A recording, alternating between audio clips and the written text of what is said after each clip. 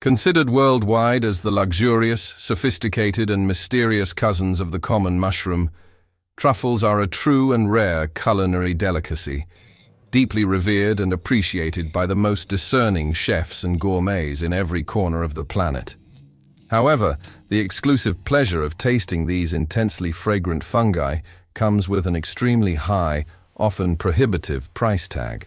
To get a real idea of the value of this market, in 2014, the largest white truffle ever officially recorded in the world was flown to New York under strict surveillance, personally accompanied by an armed security guard, as if it were a crown jewel, and ended up being sold at a contested auction for the impressive sum of $61,000. Discovered in the fertile lands of Italy, this gigantic, rare, and precious fungus weighed nearly 4.4 pounds, 2 kg. So, what exactly makes them so absurdly expensive and coveted? First, you need to understand the biological complexity. There are many different types of truffles. Modern science catalogues at least 40 distinct species, many of which aren't even edible, and discovery is constant. New species were identified by researchers as recently as 2018. You've probably come across various products promising to deliver the luxury of the truffle on ordinary supermarket shelves or on sophisticated restaurant menus. However, it is very likely that the unique, pungent truffle flavor you recognize and immediately associate with the ingredient isn't, in fact, real truffle. The sad and unknown reality is that the cheap truffle oil found so easily in stores often never came close to a real truffle during its entire manufacturing process. A large portion of these more economical and accessible truffled products uses 2,4-dithiopentate. It is a synthetic compound created in a lab that curiously contains one of the main aromatic components responsible for the smell of sweaty feet, but is chemically guaranteed to impart that characteristic earthy taste that fools most people's palates. True truffles, on the other hand, are strictly seasonal, cost a small fortune, and have a very short and cruel shelf life. Originally, traditional truffle hunting was done using pigs specifically trained to sniff them out in the forest. But while pigs have an incredibly keen sense of smell and are excellent at locating deeply buried truffles, they have a serious defect for profitable business. They are also very good and fast at eating them as soon as they find them. Because of this conflict of interest, nowadays, dogs have become much more common, efficient, and reliable hunting companions, as they can be trained not to devour the hunter's profits. These fungi can be found in various parts of the world, but they all require a very specific, stable, and delicate climate to grow. Although different varieties may have slightly different environmental requirements, one biological rule is absolute and immutable. You simply cannot have truffles without the vital presence of trees. Truffles are fascinating organisms that are always found in intimate symbiosis with trees, and they necessarily need the right type of host tree to survive. What we see underground, the truffle itself, is just the reproductive fruiting body. It would be the functional equivalent of an apple on an apple tree. But beyond that, hidden from view, we have a vast and complex network of what we call mycelium. These are strands at a microscopic level, so dense and abundant that they can reach an impressive 328 feet, 100 meters, in length in just a single teaspoon of soil. And this mycelium is, in fact, physically linked and intertwined with the tree's roots, fitting perfectly like the fingers of a glove on a hand. It functions by drastically extending the reach of the tree's roots underground. The mycelium absorbs water and vital nutrients from the soil and transfers them to the tree. In a fair exchange, the tree provides essential sugars from photosynthesis to help the truffles, which are the fruit of this complex system, develop fully. Even when you have the exact climatic and geological conditions, the truffle harvest is never guaranteed, and the act of hunting them is an incredibly laborious, manual, and uncertain process. Once you know the geographic area where to look, you have to patiently sniff out and dig up each truffle by hand with great care not to damage it. and they can be extremely difficult to locate amidst the dark earth and tangled roots. Good boy. Thank you very much, good boy. Come here.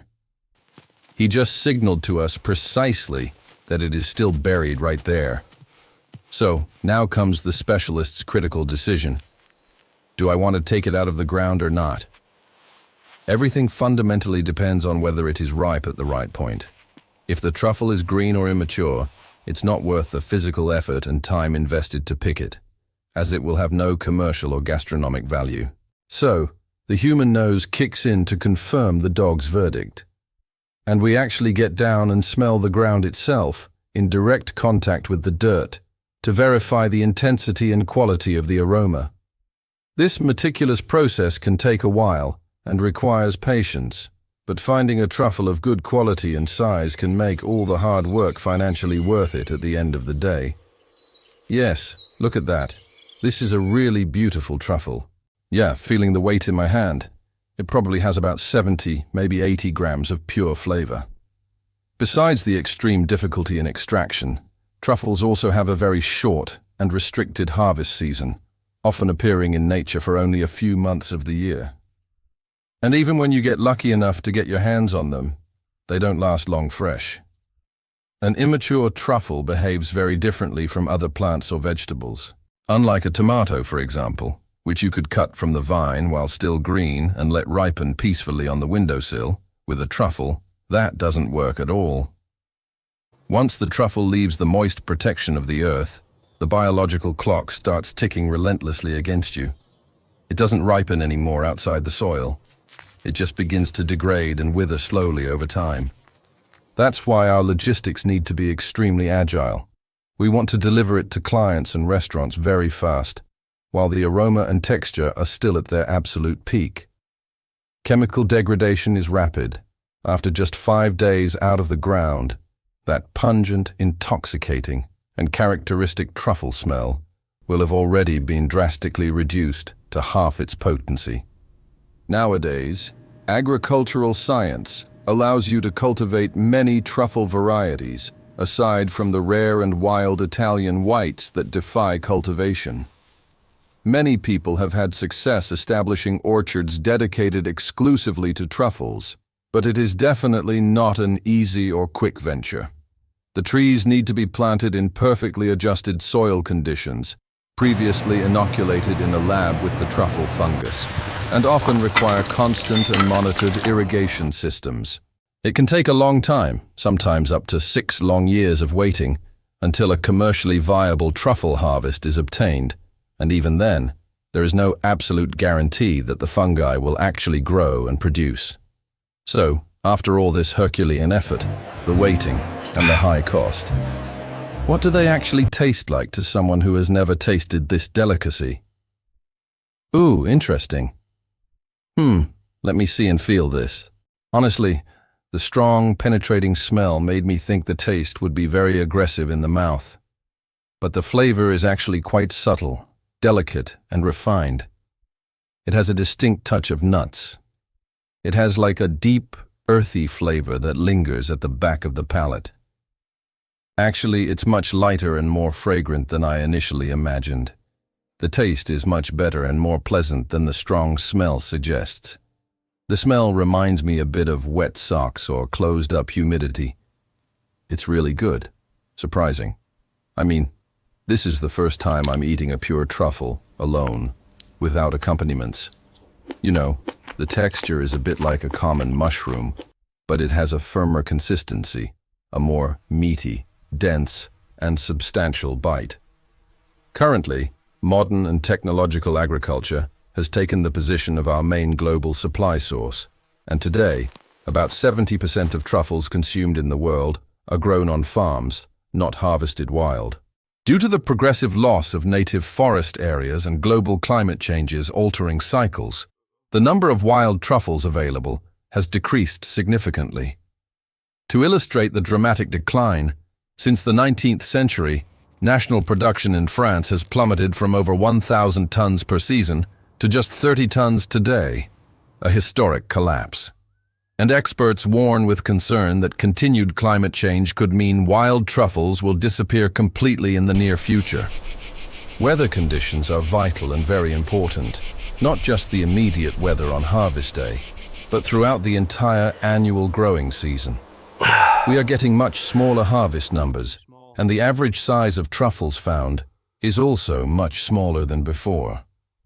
A truffle is biologically composed of about 70% water, so it desperately needs regular rain and soil moisture to help it grow and swell. Some truffle scientists in the UK think that, regarding their traditional growing areas, the ideal climate will move further and further north, escaping the heat, and these current regions will no longer have a viable truffle industry within, I believe, maybe 50 years. There are real threats to the ecosystem. There are opportunities in new, colder lands, but the rain, we really need rain. When we have a dry and sunny summer, tourists are delighted with the good weather for sightseeing, but I stay here, anxiously crossing my fingers for a little rain every now and then to save the crop from disaster.